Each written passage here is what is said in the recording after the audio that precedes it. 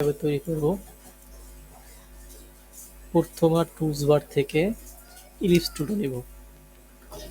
Shift এবং alt ধরে একটা ইলিপস টুল নিলাম, শিফট এবং অল্ট।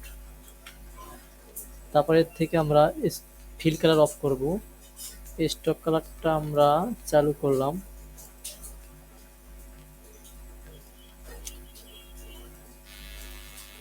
তারপর আবার পুনরায় আমরা বৃত্তটাকে ছেড়ে ইলিপস টুলকে সিলেক্ট করলাম। সিলেক্ট করে edit, copy, edit, paste in front. তারপর কিবোর্ড থেকে শিফট অল্ট ধরে আমরা বৃত্তটাকে ছোট করলাম।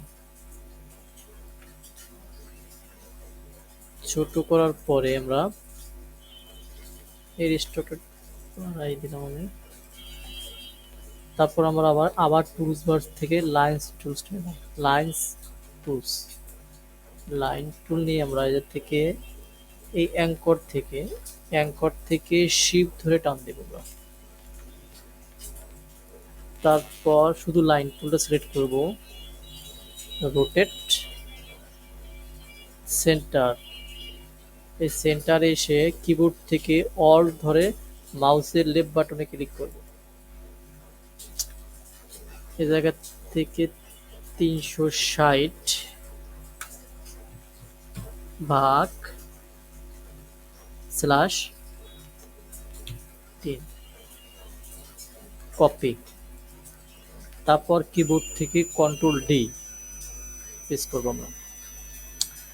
তারপর আবার টুলস বার থেকে সিলেকশন টুল, আমরা পুরোটাকে সিলেক্ট করলাম। সিলেক্ট করে এবার যাবো আমরা শেপ বিল্ডার টুলে। শেপ বিল্ড সিলেক্ট করে শেপ বিল্ডার টুল, তারপর অল ধরে বাড়তি অংশগুলো কেটে দিলাম। তারপর আমাদের কালার থেকে আমরা কালার চুজ করলাম।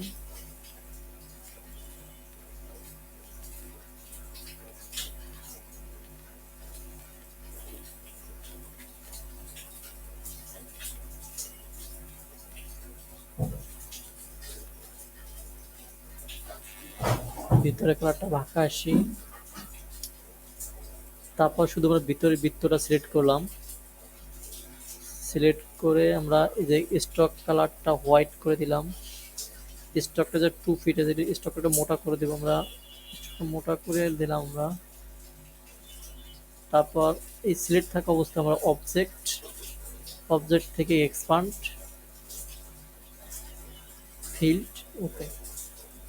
তারপর পুরোটা সিলেক্ট করলাম। এবার স্টক কালারটা অফ করে দিলাম। দেখেন অলরেডি আমার একটা ক্রোমের লোগো তৈরি হয়ে গেল।